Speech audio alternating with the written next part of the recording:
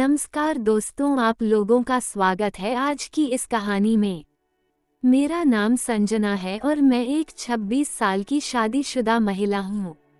मैं एक बहुत ही शरीफ महिला थी क्योंकि मैंने अपने पति के सिवा किसी के साथ अभी तक कुछ नहीं किया था। शादी से पहले मेरी बहुत सहेलियों ने इस चीज़ का बहुत मजा भी लिया था, पर मैं इसको अपनी एक अमानत समझती थी।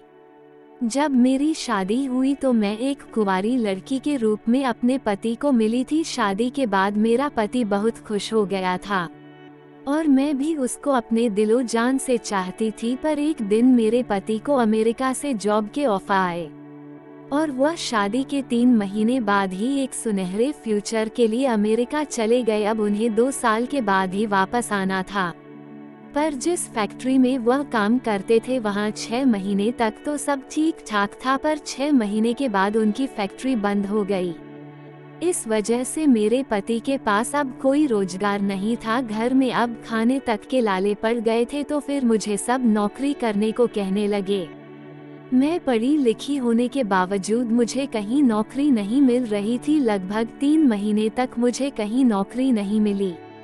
लेकिन एक दिन मेरी सहेली ने मुझे अपने एक दोस्त की कंपनी में भेजा, वहां पर मेरी जॉब लग गई। अगले ही दिन मैंने ज्वाइन कर लिया। कंपनी के मालिक रंजीत बहुत ही अच्छे इंसान थे। उन्होंने मुझे सारा काम सिखाया। वैसे तो मैं ऑफिस का सारा काम कर लेती थी, पर जो काम मुझे नहीं आता था वो काम वो खुद ही कर देते थे। और खैर धीरे धीरे मैं सब काम सीख रही थी। मैं उन्हीं के कैबिन में बैठकर काम करती थी। उन्होंने मुझे पर्सनल सेक्रेटरी रखा हुआ था।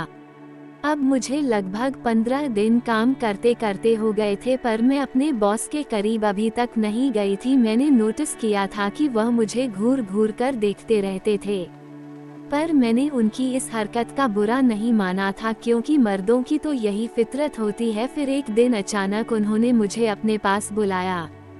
शायद उनको मुझे कुछ काम समझाना था, तो मैं उनके करीब चली गई, पर मुझे ये सब यहाँ से कुछ भी दिखाई नहीं दे रहा था।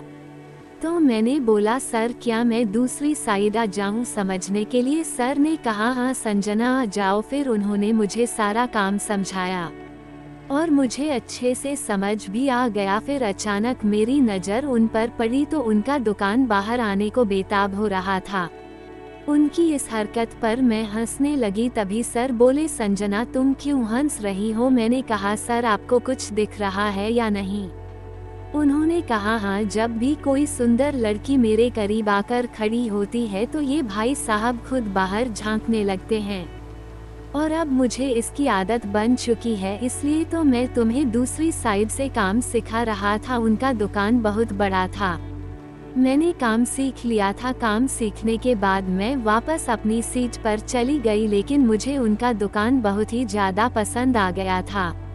मैंने अपना सारा काम खत्म किया और घर चली गई। उस रात को मुझे बिल्कुल भी नींद नहीं आ रही थी। बॉस ने मेरे अंदर एक हलचल सी पैदा कर दी थी।